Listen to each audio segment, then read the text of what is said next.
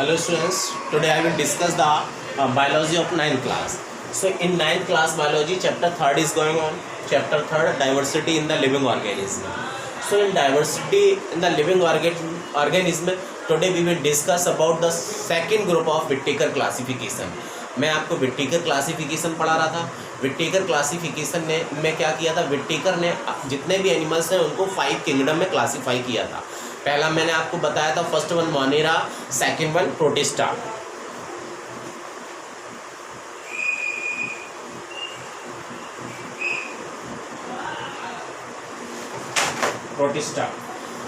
अब प्रोटिस्टा क्या है?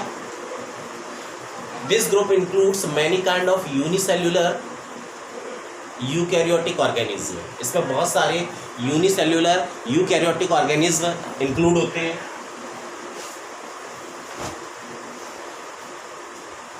हाँ, this group includes many kind of unicellular eukaryotes. बहुत सारे यूकैरियोटिक इसमें इंक्लूड होते हैं, जिसमें से कुछ यूकैरियोटिक क्या करते हैं, some of these uses their appendages. कुछ अपने अपेंडेजेस को यूज़ करते हैं किसके लिए? मूविंग के लिए. अपेंडेजेस का मतलब होता है उपांग.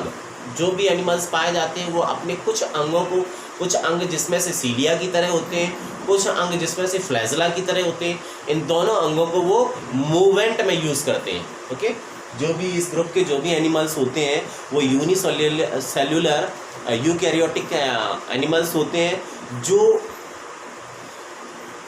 अपने सीलिया को और फ्लैजला को मूविंग में यूज़ करते हैं. ये उनके सीलिया और फ्लैजला क्या होते हैं? ये उनके पार्ट होते हैं. ठीक है. और इसके अलावा the mode of nutrition may be autotrophic and heterotrophic. Nutrition का मोड है, ऑटोट्रॉपिक भी हो सकता है, हेटेरोट्रॉपिक भी हो सकता है. एग्जाम्पल की बात करते हैं, पैरामीशियम, एल्गी, अमीबा. ओके, देखिए, this group includes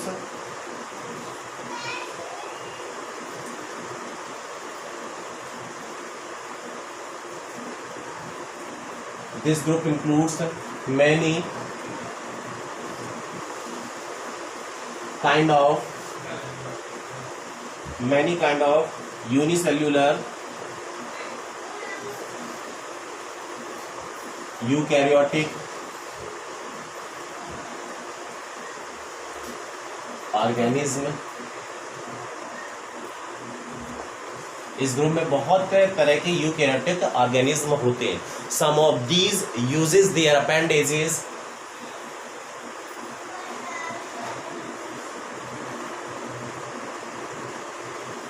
Some of these organism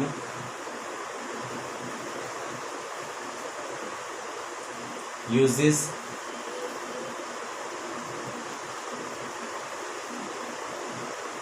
some of these uses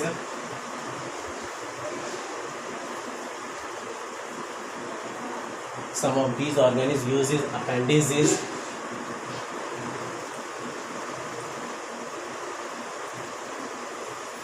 Some of these organisms uses appendages such as hair like cilia,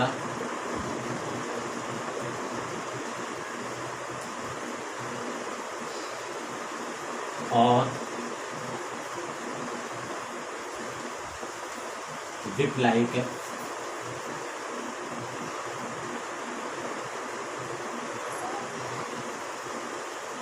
flagella. तो सम ऑफ दीज ऑर्गेनिज्म, जो बहुत सारे eukaryotic organism होते हैं, उसमें से कुछ ऑर्गेनिज्म क्या करते हैं, यूजेस अपेंडेजेस, अपने अपेंडेजेस को यूज़ करते हैं. अपेंडेजेस का मतलब होता है अपने अंगों को यूज़ करते हैं. ठीक है, अपने अंगों को यूज़ करते हैं. और सच एज, जैसे हेयर लाइक सीलिया, हेयर लाइक जो अंग पाए जाते हैं इनमें उसको सीलिया बोलते हैं. बिप लाइक स्ट्रक्चर जो पाई जाती है, बिप लाइक जो अंग पाए जाते हैं उनको फ्लैजला बोलते हैं. किसके लिए? For their movement.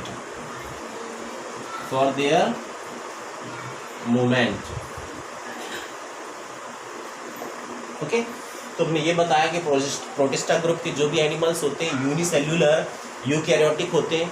याद रखना, यूनिसेल्युलर यूकैरियोटिक होते हैं, जिसमें कि कुछ ऑर्गेनिज्म अपने हेयर लाइक स्ट्रक्चर को यूज़ करते हैं, हेयर लाइक स्ट्रक्चर सीलिया कहलाती है।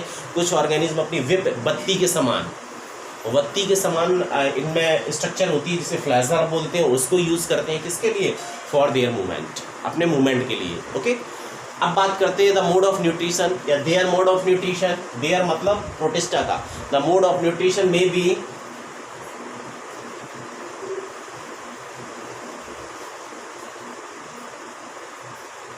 their mode of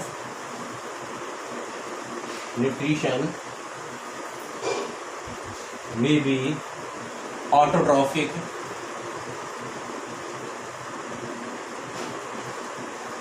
or heterotrophic.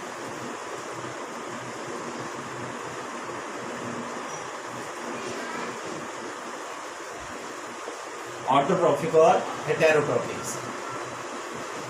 Okay, the mode of nutrition may be autotrophic, autotrophic भी हो सकता है और हेटेरोट्रॉफिक। ऑटोट्रॉफिक अगर है means that they can prepare their own food, अगर हेटेरोट्रॉफिक है they can not prepare their own food.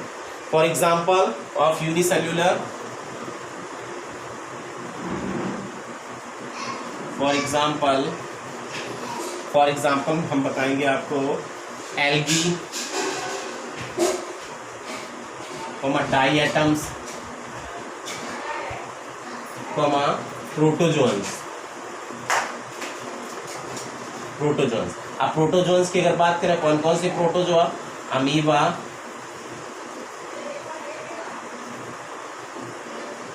Protozoans की अगर बात करें तो इसमें जाएगा एक तो पैरामीशियम, ठीक है, पैरामीशियम